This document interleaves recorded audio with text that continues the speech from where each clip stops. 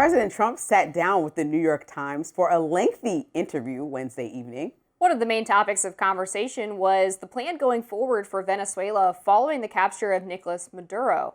When asked how long he thinks the U.S. will be running Venezuela for, Trump suggested it could be several years. Take a look. How long do you think you'll be running Venezuela? Only time will tell. Like 3 months, 6 months, a year, longer? I would say much longer than that. Much longer. And We have to rebuild. You have to rebuild the elections. country, and we will rebuild it in a very profitable way. We're going to be using oil, and we're going to be taking oil. We're getting oil prices down, and we're going to be giving money to Venezuela, which they desperately need. Later, Trump laid out a vision for his global powers, suggesting that his power is only constrained by his own morality. Do you see any checks on your power on the world stage?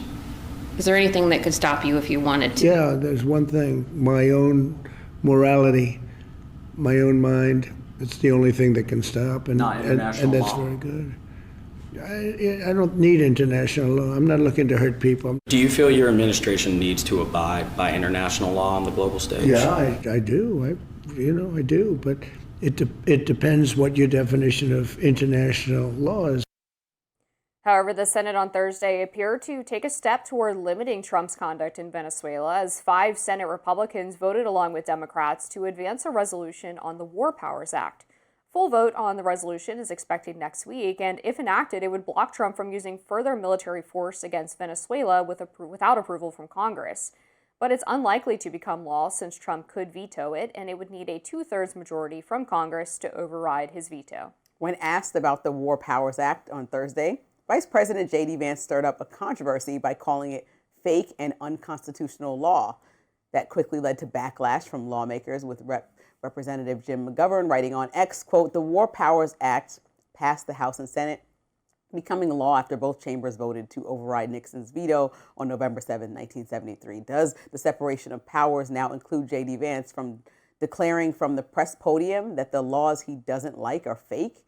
And Senator Patty Murray says, quote, "To my Republican colleagues, the vice president is spitting in your face and openly flouting your constitutional authority.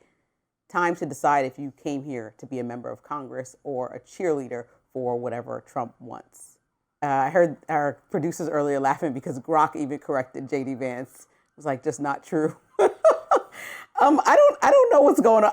First of all, I want to say kudos to President Trump for sitting there. Which one was it? Are they talking in my ear? Oh, community notes. So a person, okay, not Grok, my bad. Grok had so many egregious acts over the last few years that I just always blame Grok. But okay. Trump sat down with the New York Times. I was like, kudos to him because it was like a 2-hour interview. They had video. He got on the phone with somebody during the interview or during the audio of it and was like, can you believe I'm talking to the New York Times? So like happy to see that we have more openness with a variety of outlets, which has always been a good thing, that the president's not afraid to speak. What I gathered from his worldview in this interview, trying to really make sense of it, was that he feels like U.S. power may replace international law based on what he deems to be international law. And then who decides that? It seems like it's Trump. It seems like he's putting profit over democracy, specifically having no plan for Venezuela laid out very clearly. And force has replaced planning, because we went in there and pulled Maduro out, have him in a U.S. prison, and claimed that this is all about a war on drugs, but immediately started talking about oil. And then alone, he's deciding the limits, because there's no effective timeline or strategy of when we'll leave Venezuela.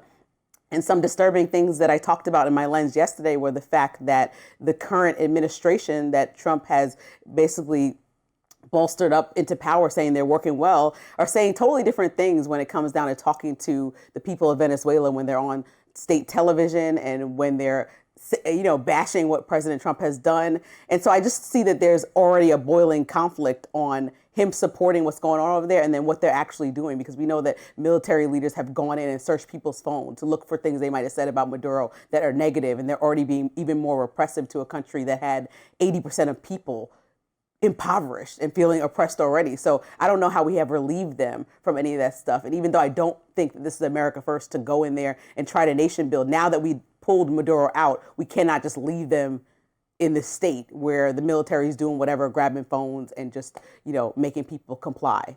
Yeah, this is always the sticky part of getting involved in regime change, is that what comes next after you depose the leader. And that is that part of the plan has not been communicated properly to the American people, if there is a plan. They so far have basically the number two to Maduro still in power, as the U.S. is sort of overseeing what's happening. And it sounds to me like the idea that he does have is that the year-long process would be more so as the U.S. in a supervisory role of making sure that the replacement regime is sufficiently pro-U.S., loyal to the U.S., however you want to put it, and not continuing the oppression of the people that Maduro did. One of the things that Trump talked about in regards to the oil was that a lot of the profits that came from the selling of Venezuelan oil, particularly the oil that was supposed to be subject to sanctions by the United States, was going directly to Maduro and his cronies, as opposed to actually benefiting the broader country, which is why you had so much impoverishment, despite the fact that Venezuela has so many natural resources. So that would be a positive step in the right direction. But I share your concern absolutely about what this is going to look like long term, even 6 months from now. We saw so many Venezuelans cheering in the immediate aftermath of the ouster, but it's not a win if the oppression is continuing under Maduro's VP.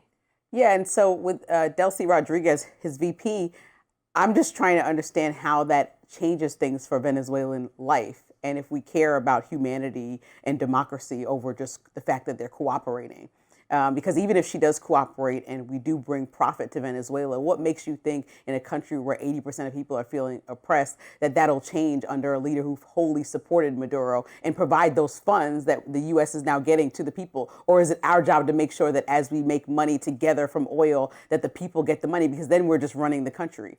We're overseeing Delcy Rodriguez and telling her what to do with the profits of her country and trust that a corrupt government will somehow miraculously change, even in the face of President Trump putting boots on the ground there and pulling Maduro out. They haven't changed. They've gotten even more aggressive. I will say, I think the one thing in Trump's favor here in terms of working with Rodriguez and the incentive for them to change the regime's ways is that if the U.S. is able to, with their military, take control of your airspace in just an hour or so, drop Delta Force on the ground, go into the presidential residence and grab this guy before he even gets to his steel bunker and is able to extradite him to New York to face this massive indictment, that would be a pretty good deterrent, I would think, to doing the same things that Maduro was doing when he was in power. And then that conversation leads, and I think we only have a little bit of time, but the global precedent we're setting. If we have now dropped into Venezuela and made this decision that we're arguing has all to do with just drugs, that we haven't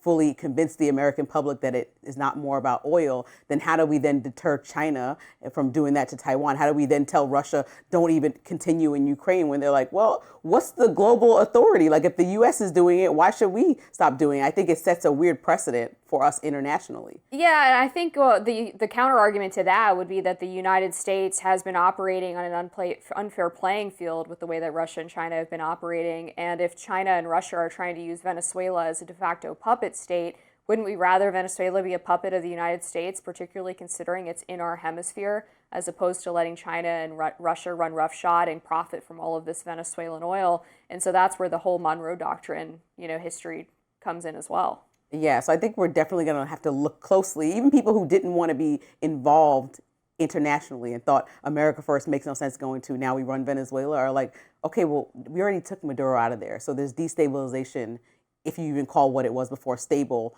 and we don't have any plan. And that's not a good way to leave them, whether you wanted to be involved in Venezuela or not. Well, we will certainly see what happens. Vice President Vance announcing a brand new Assistant Attorney General position to investigate fraud. Stay with us.